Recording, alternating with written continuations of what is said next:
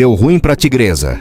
Presta atenção nesse contraste. De um lado, 20 milhões de reais entrando em poucas horas, dancinhas que bombam na internet e uma vida de luxo de dar inveja. Do outro, relatórios secretos do COAF, movimentações milionárias via Pix, que ninguém explica, e a Polícia Federal na cola. O império da Virgínia Fonseca, a maior influenciadora do Brasil, virou alvo de uma investigação que promete sacudir o mundo digital. Mas o que será que as autoridades realmente acharam nas contas das empresas dela? Qual é a ligação desse caso com o mercado de apostas?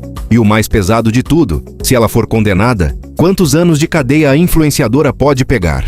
Fica comigo até o fim, porque hoje a gente vai abrir tintim por tintim. O relatório que botou a PF no encalço da Virgínia. Para você entender o tamanho do problema, vamos voltar lá para o começo de tudo. Os relatórios do COAF, o Conselho de Controle de Atividades Financeiras. O COAF é aquele órgão do governo que acende um alerta vermelho toda vez que alguém movimenta uma grana muito fora do comum. E adivinha? Foi exatamente isso que aconteceu com a Talismã Digital, a empresa de agenciamento de influenciadores que a Virgínia tocava em sociedade com o cantor Zé Felipe. Os investigadores descobriram que a empresa mexeu com mais de 22 milhões de reais em muito pouco tempo. Aí você pode pensar, tá, mas ela vende pra caramba, é normal mexer com essa grana toda. O problema não é o valor em si, mas como esse dinheiro entrou. Cerca de 21,4 milhões desse montante chegaram em apenas 44 transferências via Pix, todas feitas por uma única empresa de marketing de São Paulo. Quando a Polícia Federal e a Receita resolveram dar uma olhada nessa empresa de marketing, a surpresa foi ainda maior. Adivinha o regime tributário dela? Simples Nacional. Aquele modelo feito para micro e pequena empresa, que por lei só pode faturar até 4,8 milhões de reais por ano. Agora me responde, como é que uma empresa que mal pode faturar 4,8 milhões no ano consegue mandar mais de 17 milhões em Pix para a conta da Virgínia? É esse o nó que a PF está tentando desatar. A principal suspeita é que essa empresa de marketing foi usada como fachada, uma espécie de laranja, para disfarçar de onde o dinheiro realmente veio. Com tudo isso em mãos, a Polícia Federal abriu frentes de investigação, baseadas em 3 acusações principais. Lembrando sempre, juridicamente, a Virgínia é investigada, não é culpada, mas as linhas da investigação são brabas. A primeira e principal acusação é lavagem de dinheiro. Traduzindo o juridiquês, é quando alguém esconde ou maquia a origem, a natureza ou a movimentação de grana que veio de crime. A polícia quer saber se a estrutura de vendas e marketing da influenciadora serviu para esquentar dinheiro de terceiros. A segunda acusação envolve crimes contra a ordem tributária, ou seja, sonegação de imposto. Quando o dinheiro circula por empresas do Simples Nacional de um jeito irregular, só para pagar menos imposto do que uma empresa grande pagaria, isso é fraude contra o leão. E a terceira linha de investigação, que ganhou muita força agora com a CPI das bets no Congresso, é a ligação com plataformas de apostas. A PF investiga se esses contratos milionários de publicidade com casas de apostas que ficam no exterior estavam servindo de esquema para trazer dinheiro para o Brasil sem transparência nenhuma, driblando a fiscalização dos bancos. Agora vamos para o que está mexendo com a cabeça do mundo dos famosos. Se essa investigação virar denúncia do Ministério Público, for para julgamento e a Virgínia for condenada, qual seria o tamanho do tombo? Se prepara, porque a lei brasileira não brinca quando o assunto é crime financeiro.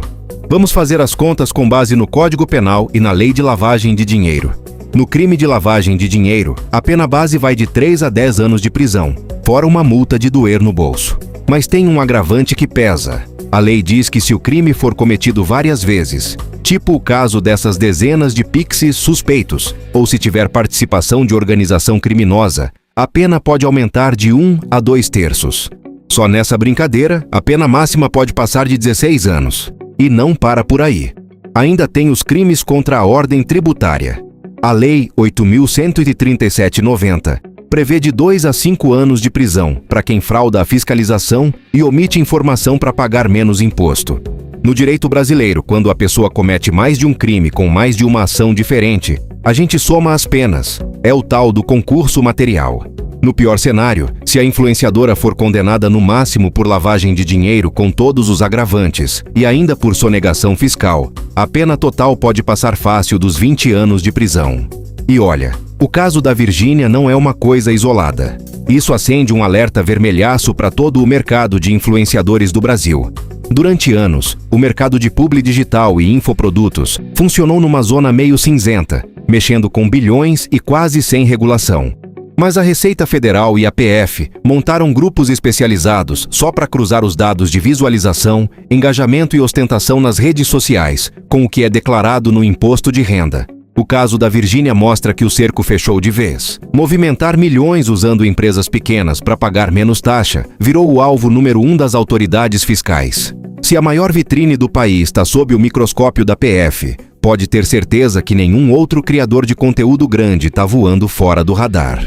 Do lado da Virgínia Fonseca, a resposta veio rápida e na lata. A defesa da influenciadora soltou uma nota oficial, negando com todas as letras qualquer irregularidade. Os advogados garantem que todas as movimentações financeiras da Talismã Digital e das outras marcas dela são totalmente lícitas. Tudo certinho, com contratos de serviços reais, nota fiscal emitida e imposto pago direitinho.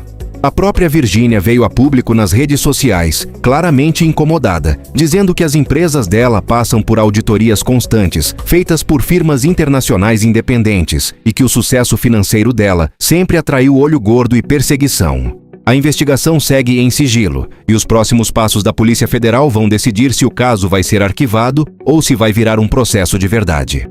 E você, o que acha dessa história toda? É só perseguição com o sucesso dela ou as autoridades estão certas em investigar movimentações tão fora da curva? Deixa seu comentário aí embaixo, se inscreve no canal para não perder os próximos capítulos desse caso. E até o próximo vídeo!